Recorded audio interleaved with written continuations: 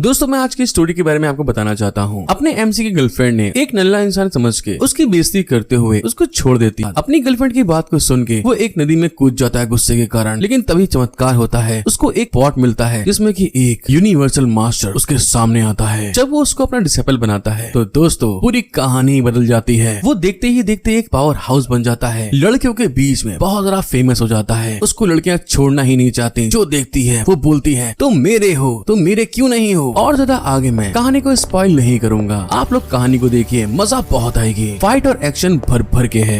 आप लोग को वीडियो पसंद आती है तो प्लीज मेरा सपोर्ट करना मत भूलिएगा। एक लाइक सब्सक्राइब जरूर करें। एपिसोड की स्टार्टिंग वहीं से होती है जहाँ ल्यू क्विजी सोच रही थी यांग यून मेरे को किस तरह की सजा देने वाला है। वो ब्लश करते हुए बोलती है सर मैं हमेशा से आपकी लॉयल रही हूँ, आप मेरे बारे में ऐसा कैसे सोच सकते हैं। यांग यून एटीट्यूड के साथ आगे बढ़ता है। दरअसल तुमको पहले ही पता चल चुका था कि हॉल में बम है, मैंने सही कहा ना। हमें उस पल को दिखाया जाता है जहाँ ल्यू क्विजी ने अपनी स्किल का इस्तेमाल करते हुए सारे बम्स को डिटेक्ट कर लिया था कि किस किस जगह पर बम लगा है। उन सारे बम को वो देखकर हैरान होती है। यांग यून उससे आगे पूछता है तुम और मैं पहले से ही स्पिरिचुअल कॉन्शियसनेस को एक्टिवेट कर चुके हैं, अगर हम हल्का सा ध्यान लगाने के बाद भी इसे ना ढूंढ पाए ये इम्पॉसिबल है। इसके अलावा आपके फिजिकल बॉडी के खत्म होने से पहले तुम्हें कल्टीवेशन करके अपना गोल्डन कोर बेस बनाना था, इसलिए आपकी स्पिरिचुअल सेंस मेरी तुलना में कहीं ज्यादा सेंसिटिव है। ये कितना अजीब इत्तेफाक है कि ठीक उसी पल जब ये चोर सामने आते हैं तुम अपनी बहन के स्पिरिट में बदल जाती हो। यांग यून की ये सारी बात सुनने के कारण ल्यू क्विजी घबरा जाती है, नहीं हम ऐसा कभी नहीं करेंगे। इसका जवाब यांग यून को पसंद नहीं आता। वो अपनी फिंगर को आगे बढ़ाकर क्रीपी स्माइल करते हुए बोलता है मैं अब तुम्हारी सिस्टर से पूछ रहा हूँ, क्योंकि तुम्हारी सिस्टर बाहर आने से इनकार कर रही है, इसलिए मेरे पास केवल स्पेशल चॉइस का ही ऑप्शन बचा है। यांग यून धीरे से अपनी फिंगर पे स्पिरिचुअल एनर्जी जनरेट करते हुए ल्यू क्विजी के सर के पास ले गया था, जिस कारण से ल्यू क्विजी के पसीने छूट जाते हैं। क्या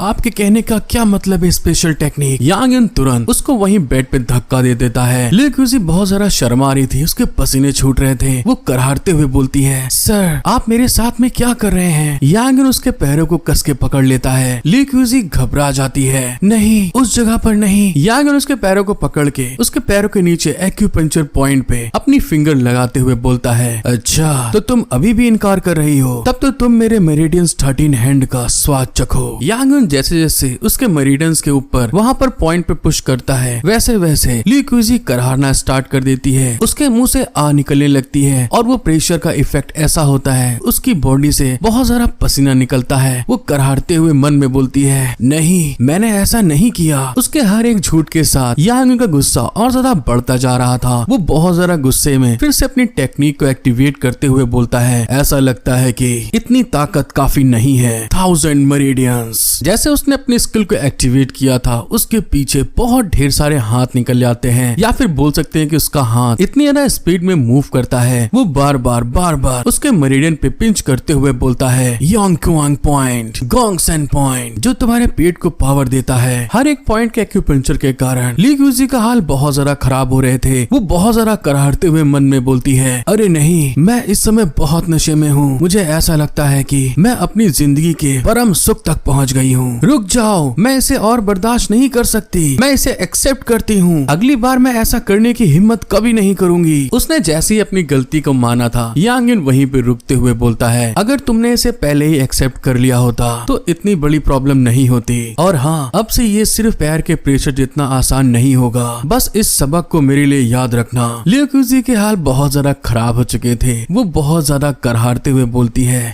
तेरे की यांग यून। यांग यून जैसे आगे की तरफ बढ़ता है तो वहाँ गेट पे आवाज आती है। एक इंसान ब्लैक सूट में पहने हुए अपने हीरो से बोलता है एक्सक्यूज मी यंग मास्टर, पेट्रियाज आपको बुला रहे हैं चाय के लिए। यांग यून कमरे से बाहर की तरफ निकलते हुए बोलता है तो ठीक है मैं अभी जा रहा हूँ। ल्यू क्विजी वहाँ पर बहुत ज्यादा चिल्लाती है पहले मुझे खोलो तो रस्सियों से। हमारा सीन शिफ्ट होके पेट्रियाज के पैलेस पे आ जाता है, मतलब कि अपने हीरो के दादाजी के। वो अपने हीरो से पूछते हैं क्या तुम्हें यून पैलेस मिला, और मुझे पता चला कि ये जितियान ग्रुप को तुम पहले ही हरा चुके हो, बहुत बढ़िया लड़ाई होगी। मुझे नहीं लगता था कि होशिया के 4 मेजर फैमिली में से ये फैमिली और माँ फैमिली अभी भी इतनी परेशानी करने वाले हैं। और यांग यून तुमको आज ये सारे बम कैसे मिल गए। यांग यून अपने ग्रैंडपा को समझाता है शायद मेरे सूंघने की ताकत बहुत अच्छी है और मुझे बारूद की गंध आ रही थी। इत्तेफाक से शिया वांग हुआ शिया बैकग्राउंड का का एक मैशनरी सैनिक है जो कि बमों को डिसमेंटल करना जानता है। ग्रैंडपा ली हंसते हुए अपने हीरो से कहते हैं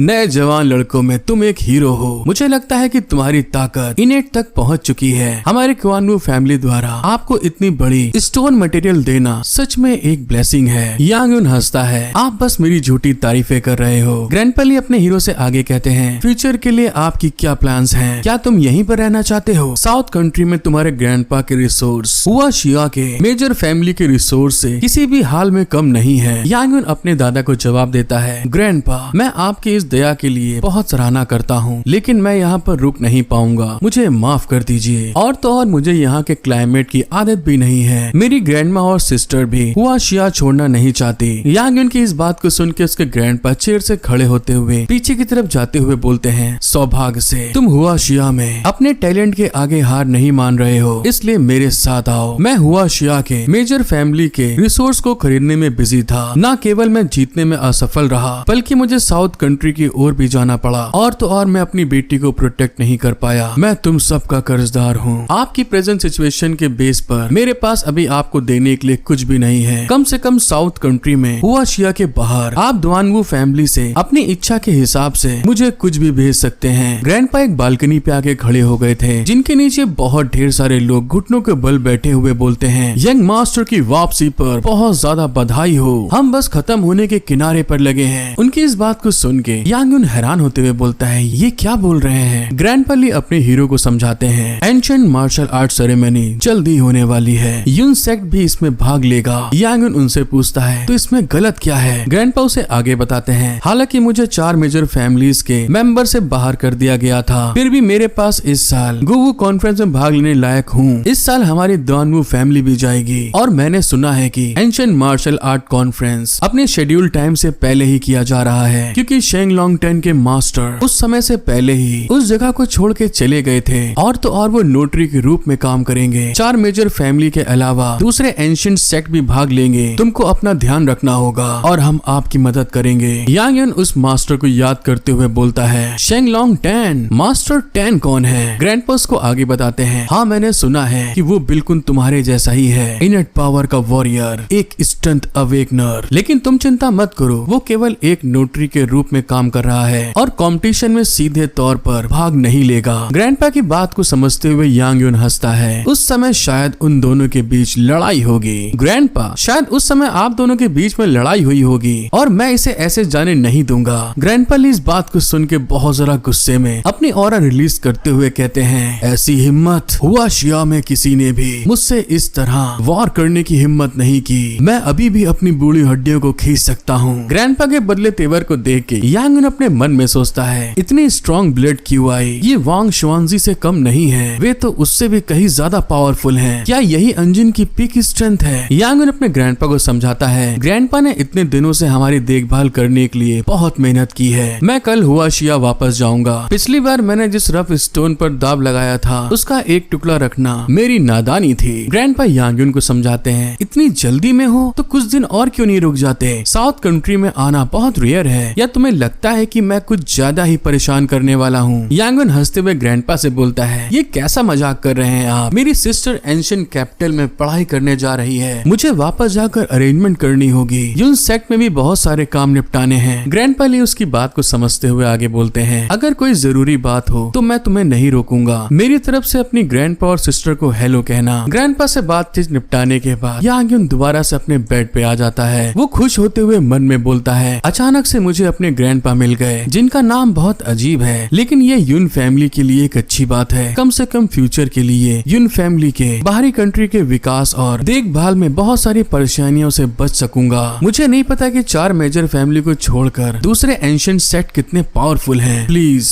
मुझे निराश मत करना। जिस बात को सोचते हुए उसकी आंख लग जाती है। हमारा सीन शिफ्ट होके दूसरे दिन पे आता है जहाँ पर एक प्लेन स्वी करते हुए टेक ऑफ कर जाता है। हमें दोबारा से अपने हुआशिया एंशिएंट कैपिटल का एयरपोर्ट दिखाते हैं, जहाँ पर अपना हीरो अपनी दोनों लल्लन टॉप पटाखा माल के साथ में वहाँ पर एंट्री करता है, जहाँ उसका दोस्त उसको आवाज देके बोलता है, हे यांग यून यहाँ पे। वो लोग गाड़ी में बैठ के आगे की तरफ बढ़ते हैं तो उसका दोस्त घबराते हुए यांग यून से बोलता है, आपके साउथ कंट्री जाने के बाद उन दोनों लड़कियों का ऐसा हाल क्यों हो गया। यांग यून थोड़ा समझने की कोशिश करते हुए बोलता है, तुम किस बारे में बातचीत कर रहे हो, मैं क्या आप मुसीबत में हूँ। हमें पीछे की तरफ कुर्सी पे बैठी हुई मिस डूगू और ल्यू क्यूजी को दिखाते हैं, जो कि बहुत जरा गुस्से में एक दूसरे को नफरत भरी निगाहों से देख रही थी, जिनको देखते हुए यांग यून बात पलट के बोलता है, चलो छोड़ो इस बारे में बाद में बात करते हैं। यून फैमिली में आजकल क्या चल रहा है। उसका दोस्त बताता है, बुरा नहीं है, आपके बताए गए प्रैक्टिस के हिसाब से एक्सरसाइज करने के बाद वे सभी अब अपने QI को रिफाइन करना शुरू कर चुके हैं। जिस बात को सुन के यांग यून अपने दोस्त से बोलता है, टाइडेन इस दौरान तुमने बहुत कड़ी मेहनत करी है। और इसी तरह से बात करते हुए यांग यून दोबारा से अपने वही पैलेस पे आ जाता है। उस पैलेस में से बहुत ढेर सारा ऑरा रिलीज हो रहा था। यांग यून उसको देखकर अपने मन में सोचता है, मेरे इस विला में ऐसी इविल पावर स्पिरिट क्यों है। यांग यून तुरंत भाग के आगे की तरफ जाना स्टार्ट करता है। टाइडेन चिल्ला के बोलता है, तुम कहाँ जा रहे हो। यांग यून जाते हुए उसको जवाब देता है, मैं अभी वापस आता हूँ, बस सब नजर रखना और कुछ मत करना। यांग यून विला की तरफ जाते हुए मन में सोचता है, ये इविल स्पिरिट बहुत स्ट्रेंज है, किसी लिविंग थिंग जैसी नहीं है। यांग यून तुरंत विला का गेट खोलता है और अंदर की तरफ जाने के बाद अंदर का हाल बहुत ज्यादा खराब हो चुका था। जमीन टूट चुकी थी, जिस फॉर्मेशन को बनाया था वो डिस्ट्रॉय हो गया था। यांग यून उस जगह को देखकर अपने मन में सोचता है, क्या एंशिएंट टॉम की खुदाई हो चुकी है। घोस्ट गर्ल घबराते हुए मिंगमिंग से बोलती है, प्लीज रुक जाओ तुम, अगर मास्टर वापस आ गए तो मैं ये सब कैसे समझाऊंगी उन्हें। मिंगमिंग तो किसी की सुन ही नहीं रहा था। यांग यून वहाँ पर घासता है जिसकी आवाज को सुनने के बाद घोस्ट गर्ल को तो रिलैक्स मिलता है। वो हंसते हुए बोलती है, मास्टर आप वापस आ गए। मिंगमिंग भी खुश हो चुका था। वो तुरंत उछलते हुए यांग यून की गोद की तरफ जाता है, लेकिन यांग यून ये सारी हरकत देखने के बाद मिंगमिंग से बहुत जरा गुस्साया हुआ था। वो एक घूंसा उसके मुंह पे चढ़ते हुए बोलता है, तू हरामखोर कमीना, ये सब क्या कर रहा है। मैंने तुम्हें काफी समय से नहीं देखा और तुम घर तोड़ना शुरू कर रहे हो। क्या मुझे आज रात खाने में भुना हुआ मिंग खाना चाहिए। यांग यून की इन सारी बातों को सुन के मिंगमिंग वहाँ पे रोते हुए बड़ा क्यूट सा चेहरा बनाता है। घोस्ट गर्ल भी घबराते हुए धीरे से बोलती है, मास्टर मुझे माफ कर दीजिए, क्योंकि मैं एक स्पिरिट बॉडी हूँ, इसलिए मैं मिंगमिंग को तोड़फोड़ करने से रोक नहीं सकी। जब आपने आखिरी बार मिंगमिंग को बीस्ट गॉड पिल खिलाई थी, तब से वो फिर आज जागा तो मुझे ऐसा एहसास हुआ कि उसने एक स्पेशल ब्लड लाइन को अवेकन कर लिया हो। अब मिंगमिंग के पंजे खोदने के लिए बहुत बढ़िया हो गए हैं और अब ये यहाँ हर दिन आता है मानो इसे कुछ मिल गया हो। यूनिवर्सल पॉट में से अपने हीरो के मास्टर बोलते हैं, मेरे बेवकूफ डिसाइपल, इस बार तो सारी गलती मिंगमिंग की है। मिंगमिंग ट्रेजर को ढूंढने की ब्लड लाइन को अवेकन कर चुका है। इसने इतनी मेहनत से खुदाई की है, ये हमें संकेत दे रहा है कि नीचे जरूर कोई ट्रेजर मौजूद है। यांग यून मास्टर की बात में हाँ मिलाता है, फिर मिंगमिंग की तरफ देखकर प्यार से बोलता है, मेरे प्यारे मिंगमिंग, मुझे लगता है कि इस बार तुम्हारे बारे में मुझे कुछ गलत फहमी हो गई। मिंगमिंग अपने हीरो की बात सुन के अड़ी की लेना स्टार्ट कर देता है। वो उससे गुस्सा हो जाता है। यांग यून उसे फिर समझाता है, लेकिन इस टॉम से निकलने वाली सफोकेशन इतनी तेज है कि इसमें कोई खतरा नहीं है और ये स्टोन की स्लेब इतनी मोटी है कि इसे खोलना किसी के लिए भी आसान नहीं होगा। वो मिंगमिंग की तरफ देखता है तो मिंगमिंग चिरिप कर रहा था। यांग यून खिसिया के बोलता है, तुम क्या बकवास कर रहे हो। मिंगमिंग उतने में अपने वही धारदार पंजे यांग यून को दिखाता है तो यांग यून की आंखें वहाँ पे फटी की फटी रह गई थी। अबे ये तो अपने हाथ में कटाना धरे हुए है। मिंगमिंग वहाँ पे जंप लगाते हुए सीधे उस गड्ढे में दोबारा से कूद जाता है। यांग यून उसको जाते हुए देखकर मन में सोचता है, रुको क्या कुछ होने वाला है, क्योंकि मिंगमिंग वहाँ पे जंप लगाकर अपने क्लॉज से बहुत ज्यादा पावरफुल एनर्जी के स्लैश जमीन की तरफ मारता है तो वहाँ की जमीन उसके इम्पैक्ट के कारण टूट जाती है। वहाँ पर क्रॉस का साइन बन चुका था, जिसको देखकर यांग यून अपने मन में सोचता है, बे नहीं यार, इस दरार में से कुछ बाहर निकलने वाला है। वहाँ पर एक सदियों पुराना घोस्ट अचानक से अपेयर हो जाता है और वो सीधे यांग यून की तरफ अटैक करने के लिए आगे की तरफ बढ़ रहा था। अपने मास्टर को बचाने के लिए घोस्ट कर उसकी तरफ भाग के जाते हुए बोलती है, मास्टर जरा संभल के।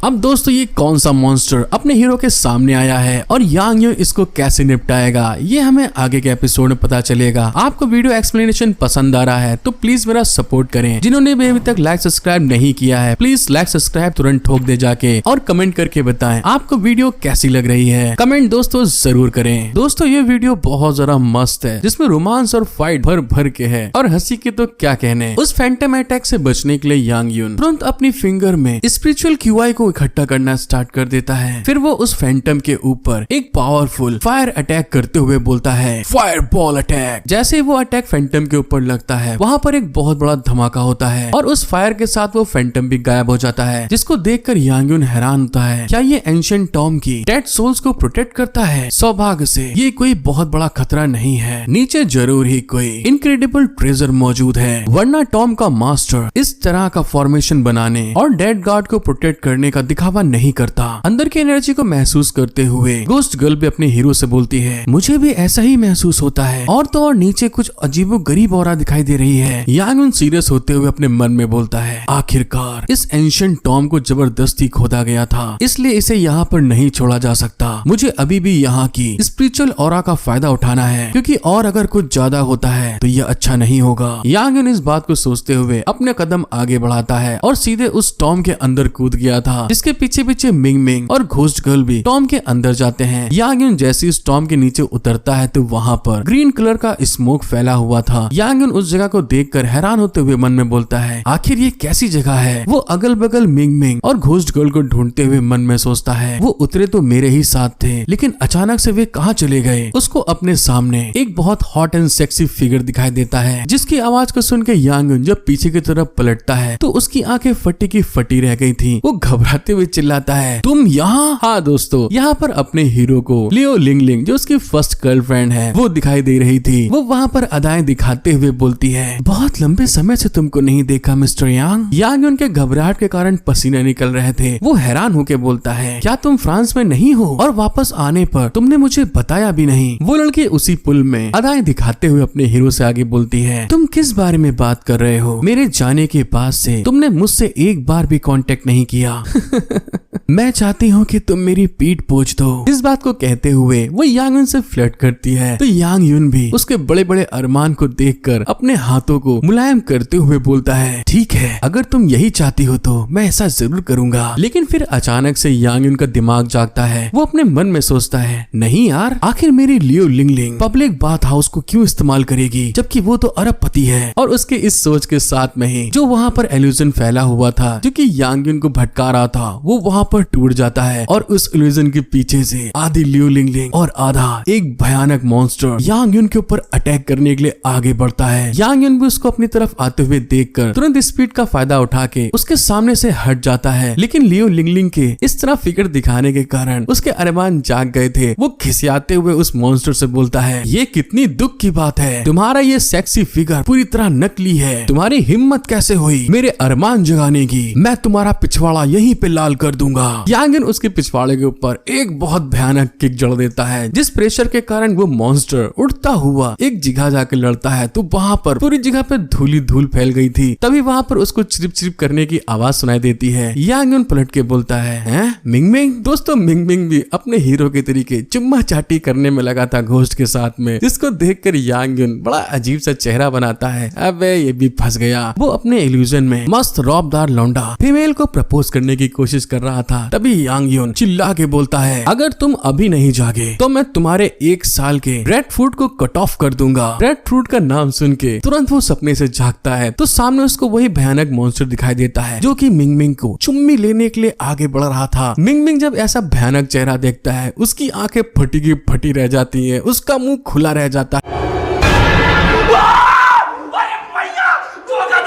वो अपने भयानक नाखूनों को बाहर निकाल के सीधे उस घोस्ट के ऊपर अटैक करता है, जिस कारण से उसके 2 टुकड़े हो गए थे। मिंग मिंग ने उसका खेल अपने सिर्फ पंजों से खत्म कर दिया था। आवाज सुन के घोस्ट गर्ल आती है, जिसे देखकर अपना हीरो पूछता है, क्या तुम ठीक हो? घोस्ट गर्ल अपने हीरो को बताती है, मुझे लगता है कि मैं एक स्पिरिट बॉडी हूँ, जिस कारण से यहाँ का इल्यूजन मेरे ऊपर बेकार है। यांग युन और उसकी टीम एक टॉम के पास पहुँचते हैं, जिसे देखकर यांग युन हैरान होकर बोलता है, हाँ यही मेन कॉफिन है, जो कि ऑर्डिनरी फील नहीं हो रहा है। घोस्ट गर्ल भी उस टॉम की तरफ देखती है। मुझे भी कुछ अजीब और महसूस हो रहा है। थोड़ी ही देर में उस टॉम का गेट धीरे धीरे खुलना स्टार्ट हो जाता है। दूसरी तरफ हमारा सीन मौसम पे जाता है, जहाँ पर बादलों में बुरी तरह से बिजली कड़कड़ाना स्टार्ट हो गई थी। यांग युन भी उस आवाज को सुन के हैरान होके बोलता है, ये तो थंडर है। उस कॉफिन के अंदर से धीरे धीरे एक हाथ बाहर निकल के आता है। फिर वहाँ पर बैटल सूट पहने हुए एक भयानक सा मॉन्स्टर उस कॉफिन को तोड़ता हुआ चिल्ला के बाहर की तरफ आता है। वो मॉन्स्टर बाहर आते ही अपनी ऑरा रिलीज कर करता है यांग युन को देखकर पूरी तरह से रोर करना स्टार्ट कर देता है, जो कि सचमुच बहुत डेंजरस लग रहा था। यांग युन उसके ऑरा को महसूस करते हुए घबरा के मन में बोलता है, क्या ये एक ज़ॉम्बी है? ये कितना स्ट्रेंज और पावरफुल स्पिरिट लोगों को निगल जाना चाहती है। वो ज़ॉम्बी मॉन्स्टर अपने पैरों को आगे बढ़ाकर बड़ी स्पीड के साथ ऑरा रिलीज करते हुए यांग युन की तरफ आगे बढ़ता है। यांग युन उसको अपनी तरफ आते हुए देखकर अपनी स्पिरिचुअल QI को जनरेट करते हुए घबरा के कहता है, यूनिवर्सल पॉड तुरंत जल्दी आओ। उसने जैसे इस बारे में बोला था, यूनिवर्सल पॉड के अंदर से उसकी वही पावरफुल स्वॉर्ड जिसे उसके मास्टर ने दी थी वो वहाँ पर आती है। यांग युन उसको पकड़ के उस ज़ॉम्बी के ऊपर एक पावरफुल स्लैश अटैक कर देता है, जिसके प्रेशर के कारण वो ज़ॉम्बी वहाँ पे पीछे की तरफ जाता है। लेकिन वहाँ पीछे जाते जाते उसने अपने आप को संभाल लिया था, जिसको देखने के बाद तो यांग युन के पसीने छूट गए थे कि मेरी पावरफुल स्ट्राइक भी इसको रोक नहीं पा रही है। वो मॉन्स्टर फिर से अपने पैरों पे खड़ा हो गया था, जिसके अंदर से भयानक ऑरा रिलीज हो रही थी। यांग युन उसको देखकर अपने मन में सोचता है, ये सच में अनचार्म्ड ऑरा कैसे हो सकती है। वो ज़ॉम्बी अपने एक हाथ से ही जमीन पे हाथ मारता है, जिसके इम्पैक्ट के कारण जमीन के अंदर से बहुत ढेर सारे पत्थर की रेलिंग बाहर की तरफ निकलती हुई सीधे यांग युन की तरफ आगे बढ़ती है। यांग युन जब उसको देखता है अपनी तरफ आते हुए देखकर, तो वहाँ पर जंप लगाकर उस अटैक को डॉज करने की कोशिश करता है। यांग युन ने जैसे ही जंप लगाया था, वो मॉन्स्टर भी जंप लगाकर यांग युन के बहुत जरा क्लोज पहुंच जाता है, जिसके प्रेशर को अपने पास महसूस करके यांग युन घबराते हुए बोलता है, थत तेरे की लग गए घोड़े। उस ज़ॉम्बी मॉन्स्टर ने मौके का फायदा निकालते हुए तुरंत यांग युन के पेट के ऊपर एक पावरफुल मुक्का जड़ दिया था, जिसका इम्पैक्ट इतना खतरनाक होता है यांग युन लुढ़कता हुआ पीछे की दीवार पे जाकर धड़ाम से लड़ गया था। उस ज़ॉम्बी के घूंसे के कारण यांग युन के मुंह से भी खून निकल आया था। कुल मिला के आज यांग युन के हाल बहुत जरा खराब हो चुके हैं। वो मॉन्स्टर यहीं पे नहीं रुकता, वो तुरंत जंप लगाकर यांग युन के ऊपर फिर से एक पावरफुल स्ट्राइक चार्ज करने के लिए आगे बढ़ता है। लेकिन तभी उतने में घोस्ट गर्ल अपनी पावर का इस्तेमाल करते हुए वो वहाँ पर चिल्लाते हुए कहती है, मेरे मास्टर को हर्ट मत करो तुम। घोस्ट गर्ल का साउंड वेव अटैक इतना तगड़ा था कि उस मॉन्स्टर को वहाँ पर तकलीफ होना स्टार्ट हो गई थी। उसका सर वहाँ पर झूमने लगता है। यांग युन इस चीज को देखकर हैरान होके बोलता है, अरे ये। उतने में उसके मास्टर बताते हैं, मैंने तुमसे कहा था लौंडे कि उसका तुम्हारे साथ रहना अच्छा रहेगा। ये उसकी घोस्ट रिपेयर डबल स्किल है, लेकिन ये ज़ॉम्बी को कुछ समय के लिए ही सप्रेस कर सकती है। यांग युन करारते हुए बोलता है, मास्टर प्लीज आपको कोई रास्ता ढूंढना होगा, हम इसे ऐसे जाने नहीं दे सकते। दूसरी तरफ वो मॉन्स्टर घोस्ट गर्ल के डबल स्किल अटैक के कारण अभी भी उसमें सरवाइव कर रहा था। मास्टर अपने यूनिवर्सल पॉड के अंदर यांग युन की मदद के लिए कुछ ढूंढते हुए बोलते हैं, इतने बड़े खतरे में होने के बावजूद अपने टीचर को धमकी देना तुम्हारी हिम्मत कैसे हुई? अगर तुम मेरी किताबें इतना पढ़ते तो क्या तुम झांसे में आ जाते? ये ज़ॉम्बी फाउंडेशन स्टेज के लेट लेवल पर है और मेरी ये टेक्निक शेकिंग पाम तुम्हारे लिए काफी है। अब तुम अपने फाउंडेशन बिल्डिंग की पावर को हासिल करने के लिए QI रिफाइनिंग पीरियड के 8 लेयर कल्टीवेटर बेस का आधार इस्तेमाल कर सकते हो, लेकिन इसके कुछ साइड इफेक्ट भी हैं। सबसे पहले इसके साइड इफेक्ट के परवाह किए बिना तुम इस डीमन को रास्ते से हटा दो। अपने मास्टर की बात को समझते हुए यांग युन तुरंत अपने मास्टर की गाइडलाइन को फॉलो करते हुए अपनी स्पिरिचुअल पावर को रिलीज करना स्टार्ट कर देता है। दूसरी तरफ वो मॉन्स्टर भी धीरे धीरे ठीक होना स्टार्ट हो गया था। वो मॉन्स्टर भी अपनी बॉडी को संभाल लेता है। यांग युन अपनी वही पावर का इस्तेमाल करते हुए बोलता है, तुम बदसूरत क्रीचर बहुत ज्यादा तेज हो। वो क्रीचर फिर से यांग युन के ऊपर अटैक करने के लिए बड़ी स्पीड में उसकी तरफ भाग के आता है और वहाँ आने के साथ में ही एक पावरफुल जंप लगाकर अपने फिस्ट को रेडी कर चुका था खूंसा मारने के लिए। वो अपने हाथ को बढ़ाकर अपने भयानक नाखूनों से रोर करता हुआ यांग युन की तरफ बढ़ता है, तो यांग युन भी अपने फिस्ट को रेडी करते हुए ट्रू QI ट्रांसफॉर्मेशन टेक्निक का इस्तेमाल करता है, जिसमें कि वो फाउंडेशन लेवल पर पहुंच गया था। वो वहाँ पर अपने वही मास्टर के सिखाए हुए टेक्निक का यूज करता है, द शेकिंग पाम, जिसमें कि उसकी पूरी की पूरी हथेली स्पिरिचुअल एनर्जी से भर जाती है। उसका एक पाम इतना पावरफुल था, पहाड़ों के बीच में एक भयानक धमाका होता है। उस जंगल में एक पत्थर के ऊपर एक आदमी को दिखाते हैं, जो कि वहाँ पर उस एनर्जी को महसूस कर लेता है। वो दारू पीते हुए बोलता है, अच्छा ट्रू QI ट्रांसफॉर्मेशन। वहाँ लगभग 2 लोग हैं। दोबारा से हमें टॉम का सीन दिखाया जाता है, जहाँ पर इस अटैक के कारण हर जगह धूल ही धूल इकट्ठा हो गई थी। घोस्ट गर्ल चिल्ला के बोलती है, मास्टर क्या आप ठीक हैं? जब वो सामने का नजारा देखती है तो बहुत भयानक हो चुका था। अपने मास्टर के शेकिंग पाम अटैक के कारण यांग युन ने उस मॉन्स्टर का आधा धड़ ही गायब कर दिया था। यांग युन उस प्रेशर के साइड इफेक्ट के कारण घुटनों के बल आ गया था। वो करारते हुए बोलता है, क्या इस बार भी तुम नहीं मरोगे? दूसरी तरफ वो पाम अटैक इतना पावरफुल था, वो दीवारों को तोड़ता हुआ पीछे की तरफ छप जाता है, बिल्कुल शाओलिन कुंफू की तरीके। घोस्ट गर्ल अपने हीरो से बोलती है, मास्टर अगर वो ज़ॉम्बी का सफाया हो चुका है फिर भी ये घर। यांग यून खांसते हुए कहता है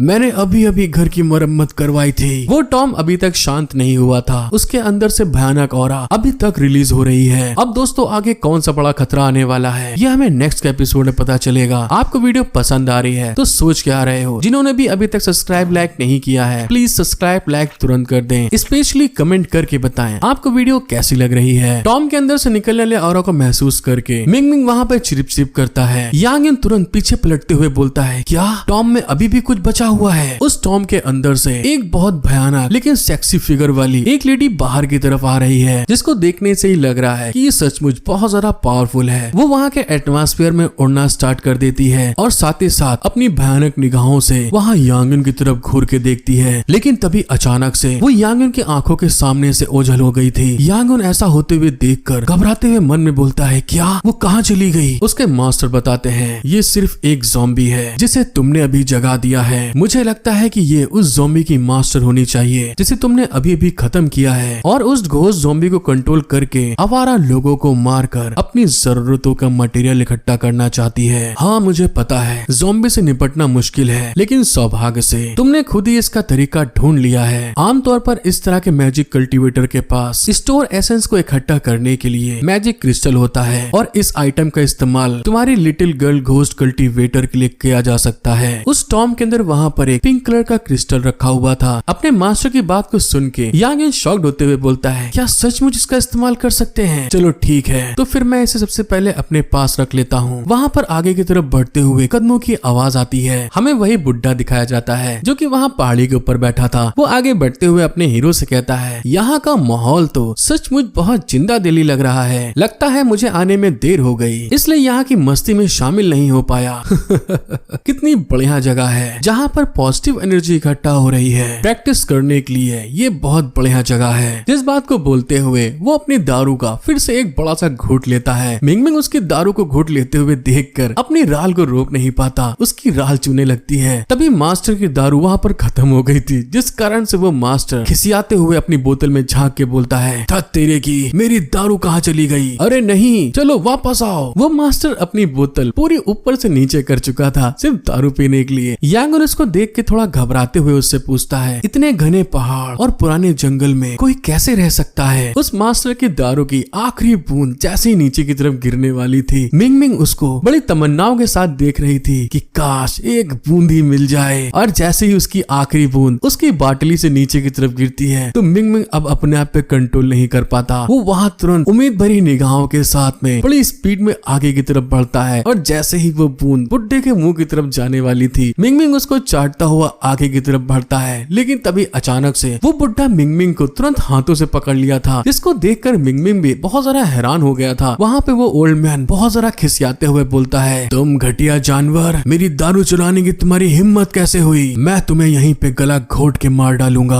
वो मिंग मिंग को इधर उधर हिला रहा था, जिस कारण से मिंग मिंग को वहाँ पे बड़ा मजा आता है। लेकिन यांग यून समझ गया था कि बुड्ढा ये मार देगा, जिस कारण से वो अपने पेट को बचाने के लिए बड़ी स्पीड में आगे भागते हुए बोलता है प्लीज एक सेकंड के लिए रुक जाइए, मैं आपके लिए इसकी कीमत चुका सकता हूँ। यांग यून आगे का नजारा देखकर बहुत सारा घबरा जाता है। वो बुड्ढा यांग यून की तरफ घूर के देख के बोलता है मैं 10 सालों से भी ज्यादा समय से जिंदा बांस से बनी शराब बना रहा हूँ, तुम इसके लिए मुझे कितनी कीमत चुकाओगे? जैसे ही यांग यून उसके पास आता है वो यांग यून के मुंह के ऊपर एक थप्पड़ मारते हुए यांग यून को पीछे की तरफ लुढ़का देता है। उसका प्रेशर इतना भयानक था, यांग यून चक्कर घन्नी की तरीके गोल गोल घूमता हुआ सीधे पीछे की तरफ धड़ाम से जाकर गिरता है। यांग यून के हाल सिर्फ एक थप्पड़ के कारण ही बहुत ज्यादा खराब हो चुके थे। उसके मुंह से खून निकल आता है, वो वहाँ पर खांस रहा था। बुड्ढा फिर खिसियाते हुए बोलता है अपने शिष्टाचार बना के रखो, अगर तुम्हारा ये पेट कोई गलती करेगा तो उसकी सजा तुम्हें दी जाएगी। यांग यून एक थप्पड़ खाने से समझ गया था। वो घबराते हुए मन में बोलता है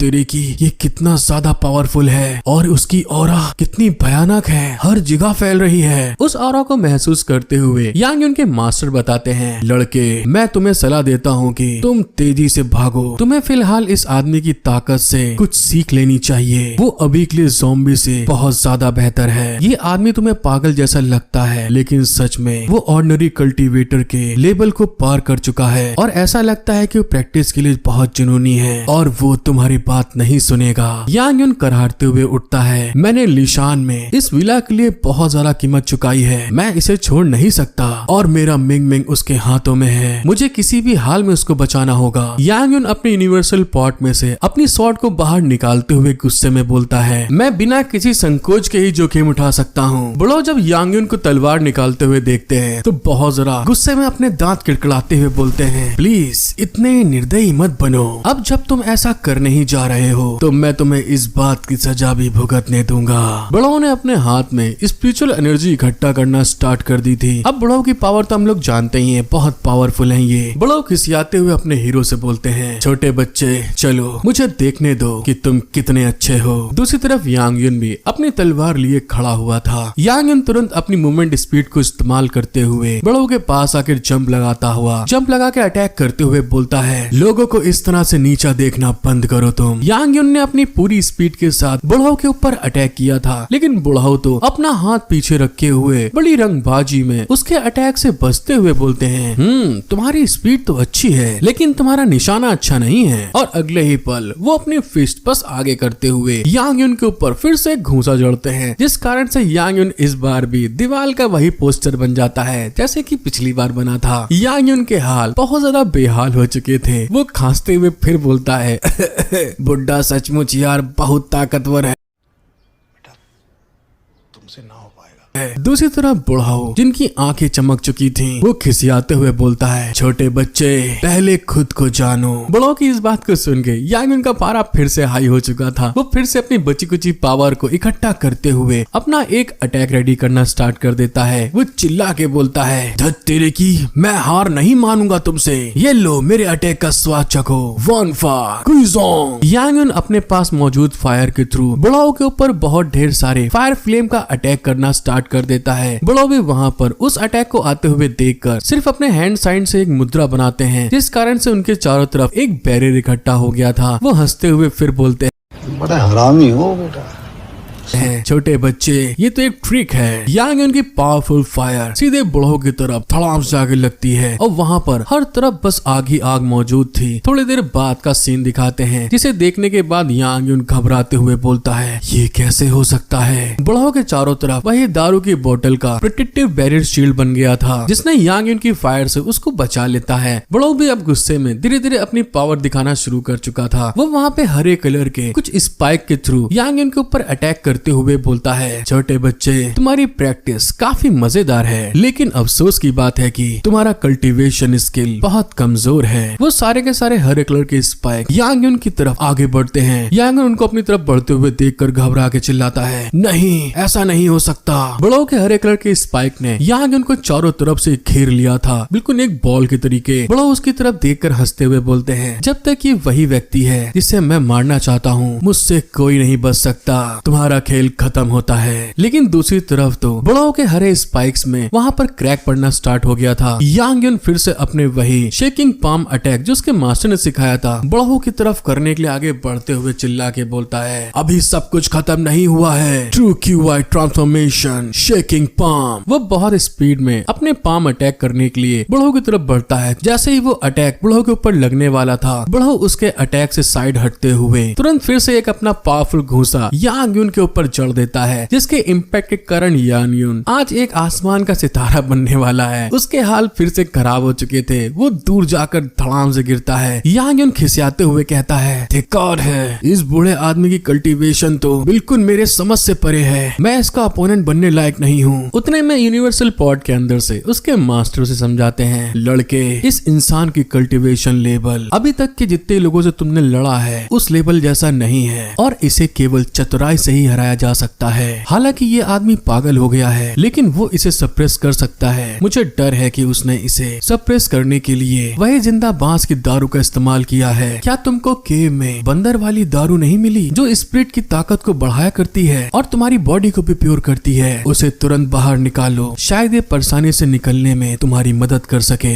यांग युन करारते हुए धीरे से खड़ा होकर मन में बोलता है, मुझे पता है मास्टर, अगली बार ये काम मुझ पर छोड़ दीजिए। वो बुड्ढा खिसियाते हुए यांग युन से बोलता है, लौंडे इस बात को समझ लो, अगला मूव तुम्हारी जिंदगी खत्म कर देगा। वो बड़ी स्पीड में यांग युन को पेलने के लिए आगे की तरफ बढ़ रहे थे। उतने में ही यांग युन अपनी यूनिवर्सल पॉट का इस्तेमाल करते हुए उसी दारू को बाहर निकालता है, लेकिन दूसरी तरफ वो बड़ो अपने मुक्के को बनाकर यांग युन के ऊपर अटैक करते हुए बोलता है, तो तुम मरने को तैयार हो जाओ। जैसे ही वो मुक्का यांग युन पर लगने वाला था, यांग युन घबराते हुए बोलता है, सीनियर, मैं आपकी दारू की बूंद की भरपाई इस दारू से कर दूंगा। जिस बात को सुन के उस बुड्ढे का घूंसा वहीं पे पॉज हो जाता है, लेकिन जो उसका इम्पैक्ट था इतना भयानक था, जिस तरह दोस्तों सैतामा मूवी में आपने देख ही चुके हैं, वन मैन पंच वाला घूंसा। यांग युन उसके प्रेशर को महसूस करते हुए बिल्कुल पिघला हुआ पानी बन चुका था। उसके हाल खराब हो गए थे। वो घबराते हुए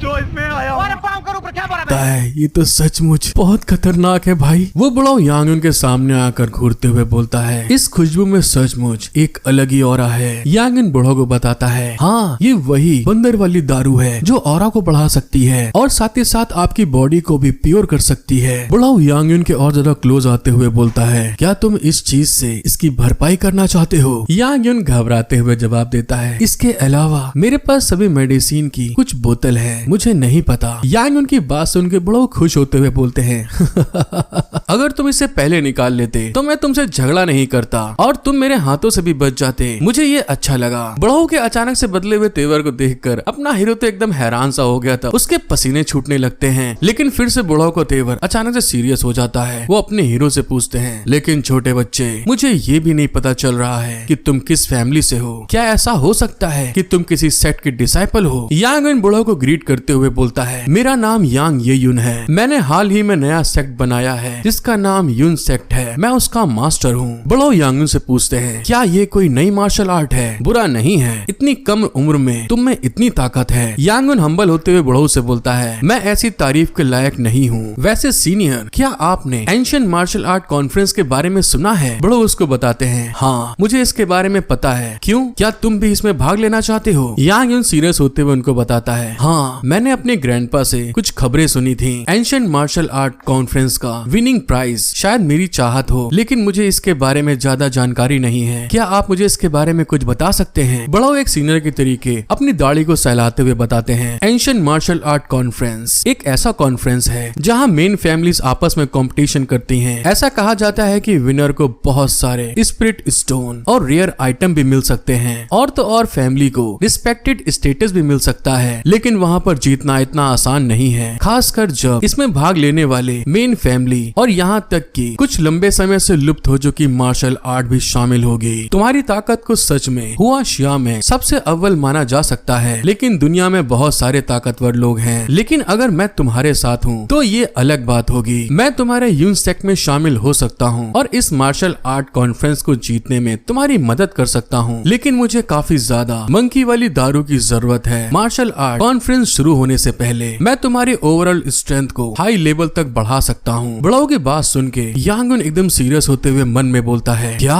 इन्होंने क्या कहा? मेरी ओवरऑल स्ट्रेंथ को बढ़ाया जा सकता है? ये बहुत अच्छा है, जबकि मुझे एक स्ट्रॉन्ग इंसान अपनी गाइडेंस में स्ट्रॉन्ग बनवाएगा। यांग युन तुरंत उसको ग्रीट करते हुए बोलता है, ब्रदर अगर ऐसी बात है तो मैं तैयार हूँ। बड़ो हंसते हुए कहते हैं, आगे का सब कुछ इस बूढ़े आदमी पर छोड़ दो तुम। हमें अगले दिन मॉर्निंग का सीन दिखाया जाता है जहाँ पर बड़ो अपने हीरो से बोलते हैं, ब्रदर यांग तुम्हारी ये बंदर वाली दारू वाकई बहुत अच्छी है, क्या तुम्हारे पास ये और है? यांग इन बूढ़ों को जवाब देता है, सीनियर प्लीज इस बारे में चिंता मत करें, हमारे यून सेक्ट में अभी भी मेरे पास बहुत सारी बंदर वाली दारू मौजूद है जिससे आप अपनी बॉडी को प्यूरिफाई कर सकते हैं। हमारा सीन शिफ्ट होके कुछ दिनों बाद यून की कंपनी पे आता है जो कि अपने हीरो का सेक्ट है। यांग युन सामने का नजारा देखकर शॉक्ड हो जाता है। मुझे उम्मीद नहीं थी कि एल्डर जियोक्सियन कुछ ही दिनों में सबकी कल्टीवेशन स्पीड को इतना बढ़ा देंगे। लिजियो अपने हीरो को बताती है, हाँ उसकी ताकत जिनडेन स्टेज स्टेज पे होनी चाहिए। तुमको इतना पावरफुल मास्टर कहाँ मिला? यांग उसको बताता है, मेरी उनसे मुलाकात इत्तेफाक से मिशान में हुई थी। लिu जे भी हैरान होते हुए कहती है, हालांकि वो बहुत ताकतवर है, फिर भी यह थोड़ा अजीब लगता है। कुछ दिन पहले लिu कुशी ने उसे भिखारी कह दिया, जिस कारण से कि उसने उसकी पिटाई कर दी। ऐसा लगता है कि जैसे वो अपनी फीलिंग पे कंट्रोल नहीं कर पाता है। यांग थोड़ा घबराते हुए उसे आगे बताता है, जब मैंने उसे देखा तो ऐसा लगा जैसे मार्शल आर्ट का प्रैक्टिस करते करते वो पागल हो गया हो। ना केवल उसने अपनी पिछली यादें खो दी, बल्कि वो अपने इमोशंस पर कंट्रोल भी नहीं रख पा रहा था। जब तक मैं उसे परेशान नहीं करता तब तक सब ठीक रहेगा। एक बार मेरे ग्रैंडफादर ने मुझे बताया था, आज के कई एंशिएंट सेक्ट में से इनेट सेट की 5th और 6th फ्लोर के मास्टर हैं। अगर 9 इनेट लेयर का अस्तित्व भी नहीं और तो और 9 इनेट लेयर का भी अस्तित्व है, जिसे कोई नहीं जानता कि क्या वे उन एंशिएंट सेट में मौजूद हैं। हालांकि अगर इनेट स्किल के 9 लेवल वाला एंशिएंट मार्शल आर्टिस्ट सच में मौजूद भी है, तो इस ट्रांसेंडेंस जूजियान का सामना करते हुए वे केवल घूर ही सकते हैं। अगर मेरे मास्टर का कल्टीवेशन और एक्सपीरियंस बहुत ज्यादा है, फिर भी वो केवल मुझे ही टीचिंग दे सकते हैं और हमेशा यूनिवर्सल पॉट के अंदर ही रहते हैं। और तो और वो मुझे एडवाइस देने के लिए हमेशा सामने नहीं आते। अगर तुम अपनी कल्टीवेशन में सुधार करना चाहती हो तो तुमको इस अर्थ पर अलग अलग खतरों की जगहों पर जाना होगा, जोखिम उठाना होगा और अपनी कल्टीवेशन को एक अलग ढंग से बेहतर बनाने के लिए कल्टीवेशन प्रैक्टिस के ट्रेजर ढूंढने होंगे। जब तक ये बड़ा हमारे यून सेक्ट में है, कम से कम मेरी कल्टीवेशन जिन डैन स्टेज तक पहुंचने तक हमारा यून सेक्ट सेफ है। फिर हमारा सीन शिफ्ट होके एक दूसरी जगह पर आता है और हमको गुआ हॉल का हेडक्वार्टर दिखाया जाता है। वहाँ एक आदमी घुटनों के बल बैठे हुए था। दूसरा आदमी उसे घूरते हुए बोलता है, तुमको यांग यून के बारे में चिंता करने की जरूरत नहीं है, बस उस बात पर ध्यान करो जो मैंने तुमको बताई है। हमें पता चलता है ये तो पेट्रियार्च मिलियन है। वो उस आदमी को जवाब देता है, लेकिन मेरे हाथ और मेरे भाई की जान के बीच मुझे ये करना ही होगा। वो दूसरा आदमी चाय की चुस्कियां लेते हुए बोलता है, तुमने हमारे गुआ हॉल को इतना नुकसान पहुंचाया है, तुम्हारी जान ले लेनी चाहिए थी। लेकिन एंशिएंट मार्शल आर्ट कॉन्फ्रेंस में जो बातें हैं वे मेरे लिए बहुत जरूरी हैं, इसलिए मैं ये मामला तुम्हारे ऊपर छोड़ रहा हूँ। यांग ये यून, अगर ये काम फिर से फेल रहता है तो हम इसे कुछ न कुछ करके सुलझा लेंगे। वो आदमी हंसते हुए कहता है, मुझे लगता है कि तुमको इसके खतरे के बारे में पता होना चाहिए। मिनियंस के पसीने छूट जाते हैं। वो घबराते हुए बोलता है, हाँ मुझे इस बारे में पता है। वो आदमी फिर बहुत शांति से कहता है, यांग ये यून, ओफो बस बहुत हुआ। वो अपने बाप की तरह ही परेशानी पैदा करने वाला है। हमें उसकी मेज के ऊपर एक फोटो रखी हुई दिखाई देती है जिसके ऊपर चाकू गड़ी थी, और जब वो फोटो क्लोज से दिखाई जाती है तो दोस्तों ये कोई और नहीं, अपने हीरो की फर्स्ट गर्लफ्रेंड लियो लिंगलिंग निकलती है। हमारा सीन शिफ्ट होके कुछ महीने बाद दिखाते हैं, जहाँ पर एक बर्फीली जगह में सेंजियान सेक्ट में कुछ लोग आगे बढ़ते हुए बोलते हैं, क्या तुम सभी लोग जाने के लिए तैयार हो? हुनयान सेक्ट में भी आगे की तरफ बढ़ते हुए एक इंसान बोलता है, चाहे कुछ भी हो जाए इस बार विनर हमारा हुनयान सेक्ट होगा। टियान माउ सेक्ट भी दिखाते हैं जिसमें कि असेसियंस हैं। वो भी सीरियस होते हुए कहते हैं, सभी लोग ध्यान दो, इस बार हम मार्शल आर्ट कॉन्फ्रेंस में जाएंगे और रास्ते में आने वाले हर एक इंसान से छुटकारा पा लेंगे।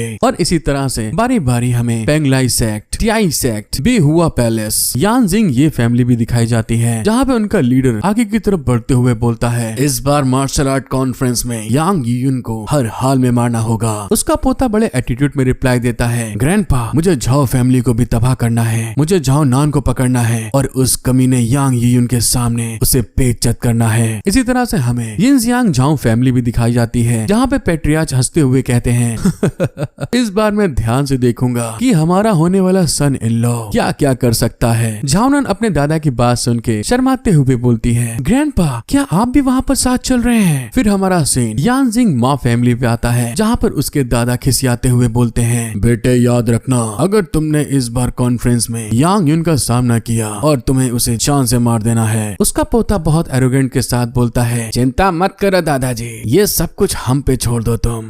फिर आखिरी में यानजिंग की वांग फैमिली पे आता है, जहाँ पर उसके पेट्रियार्च बहुत ज्यादा खुश होते हुए बोलते हैं, मेरे प्यारे दोस्त यांग, मैं सचमुच देखना चाहता हूँ कि इस बार तुम हुआ शिया में किस तरह के सरप्राइज लेके आओगे। यांग यून धीरे से आगे बढ़ते हुए बोलता है, आखिरकार मार्शल आर्ट कॉन्फ्रेंस का दिन आ ही गया। उसने अपने यून की सेट के बहुत सारे मार्शल आर्टिस्ट को रेडी कर लिया था, उनकी पावर कल्टीवेशन बढ़ा के। यांग यून ने अभी तक जितनी भी हार्ड प्रैक्टिस करी थी अपनी पावर को बढ़ाने के लिए, वो उनको याद करते हुए बोलता है, मैंने पिछले बहुत ढेर सारे सालों में उतार चढ़ाव को देखा है, यही कारण है कि मैं आज जो कुछ भी हूँ वो इन उतार चढ़ाव की वजह से हूँ, और ये सारा सब कुछ मैं तुम सब की मदद से कर पाया हूँ। तो ठीक है, हार्ड वर्क से की गई सारी मेहनत का फल आज के दिन के लिए ही मिला था। यांग उनके सेक्ट मेंबर उसकी बात सुन के बहुत सारा एक्साइटेड होते हुए चिल्ला के बोलते हैं एक साथ, तो ठीक है चलो चलते हैं, मार्शल आर्ट कॉन्फ्रेंस जीत के आएंगे, पूरी दुनिया को बताओ कि हुआशिया वॉरियर कितने पावरफुल हैं। जिस बात को बोलते हुए वो आगे की तरफ बढ़ते हैं जहाँ पर लटके झटके दिखाते हुए लीजी और अपने हीरो की बचाई गई वही लड़की लटके झटके दिखाते हुए आगे बढ़ते हुए कहती है, चलो चलते हैं। यांग उनका कॉन्फिडेंस लेवल देखकर बहुत सारा खुश होते हुए बोलता है, मार्शल आर्ट कॉन्फ्रेंस हम आ रहे हैं। और दोस्तों इसी के साथ my master is an immortal का पहला सीजन कंप्लीट होता है। आगे के चैप्टर अभी तक रिलीज नहीं हुए हैं। आपको वीडियो पसंद आ रही है तो प्लीज मेरा सपोर्ट करना बिल्कुल मत भूलिए, एक लाइक तुरंत कर दें और जिन्होंने सब्सक्राइब नहीं किया है अभी तक प्लीज सब्सक्राइब कर लें ऐसे ही बढ़िया वीडियो देखने के लिए। और साथ ही साथ आप मेरी हेल्प सुपर चैट करके भी कर सकते हैं जिसका QR अभी आपकी स्क्रीन पे आ रहा होगा। सो प्लीज मेरा सपोर्ट करना बिल्कुल मत भूलें। मिलते हैं हम लोग नेक्स्ट किसी और वीडियो में। Thank you for watching my video. Love you all.